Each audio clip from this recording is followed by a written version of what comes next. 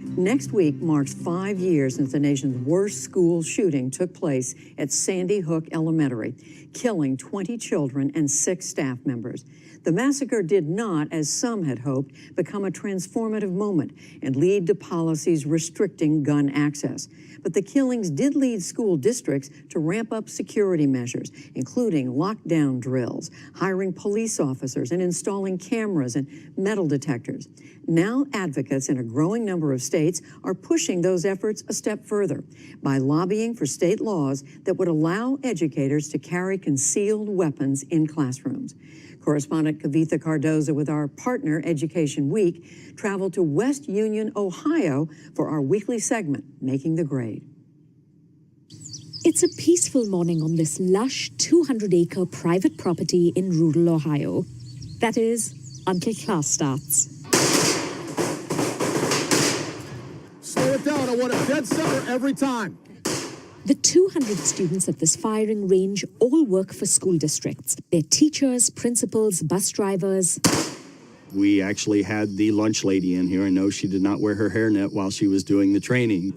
Joe Eaton is the program director of this 3-day training. If I do a tap rack, faster saves lives. It feels different. There's no other emergency where we rely 100% on outside help. If a kid falls in a pool and starts to drown, we don't simply dial 911 and wait for the paramedics to get there. We jump in the pool, we pull the kid out, we pray somebody knows CPR, and we start saving lives while we're waiting for the professionals to get there. It's the same thing with heart attacks or fires. Eaton says school violence should be no different. He's all for trying to prevent shootings, locking entrances, setting up tip lines, and identifying troubled students. But he says it's just as important educators are prepared if there is a shooting. Just waiting for outside help? Eaton says that just means more deaths and injuries. My number one concern in my district as a superintendent is student safety. That's Lori Snyder-Lowe, the superintendent of Morgan Local School District. Her rural schools are spread out over more than 400 square miles, which makes them what she calls a soft target. The response time for emergency services is rather long, and it can take a half hour to get to the school, depending on where the sheriff's department is in the rest of the county. School shootings, especially those like Columbine or Sandy Hook, are very rare. More than 55 million children go to school in the U.S. every day, and in the last 5 years, a firearm has been discharged 144 times at a school. But Erin Knox, a second-grade teacher at a suburban school district, Fairfield City Schools, is still concerned. She learned to shoot when she was 9 years old and has long had a concealed carry permit. I carry everywhere I go in my personal life. So grocery store, church. Yes, everywhere at work. Except in her school. Knox's district, like most across the country, doesn't allow her to carry a gun when teaching. She's hoping that will change. It's for selfish reasons. My own children go to my school, so I want to know what to do, if there would be an active killer, and how to keep my kids safe and everybody else's kids safe. If somebody hands you a gun with it closed, you always want to make sure it's unloaded first. Under Ohio law, local school boards can vote on whether to allow staff to carry guns. You show you the grip. Board members can also decide whether or not to inform parents and school staff about their decision. Across the country, 15 states already allow concealed carry of some kind in schools. And just this year, 24 states are considering or have recently considered these controversial policies. Most were defeated. The nonprofit Moms Demand Action was formed right after the Sandy Hook shootings. Since then, they've joined forces with every town for gun safety. I think the biggest misconception is the mindset that a teacher could instantly move from a mindset of teaching a classroom full of students to springing into action like a sharpshooter in a very chaotic and crisis situation. Jennifer Hoppy is the Deputy Director of Moms Demand Action. She says the focus should be on prevention.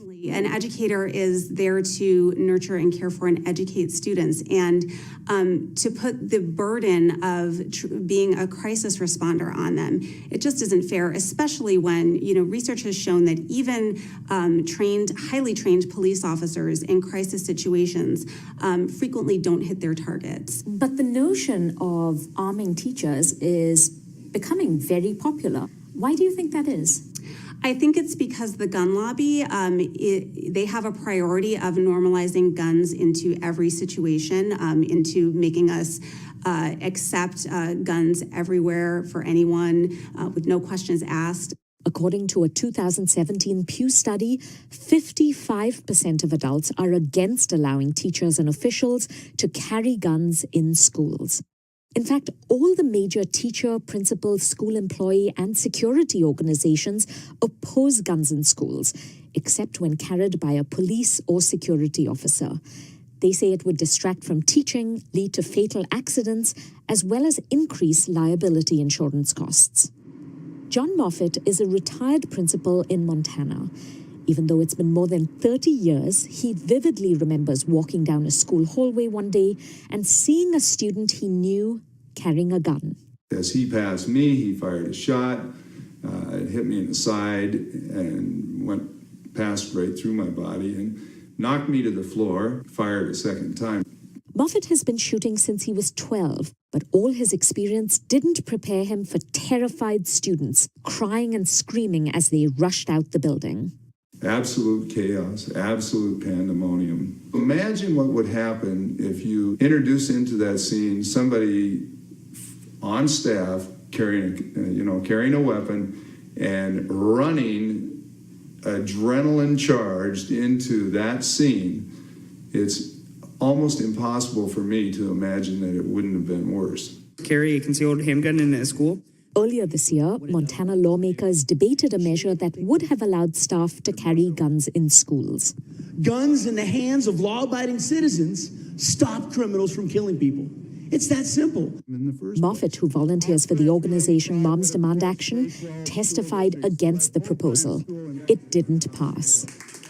Moffitt says not allowing guns in schools is not about taking away anyone's gun rights. I think we can have a balance in Montana, which has a strong and rich hunting tradition and gun ownership by responsible people. I'm not trying to change that at all. It's just, this is not responsible. It's not common sense. Okay, good use of space. Lori Snyder-Lowe, the superintendent, is practicing an active shooter scenario. She wishes she didn't have to worry about gun violence in schools, but wants to be prepared.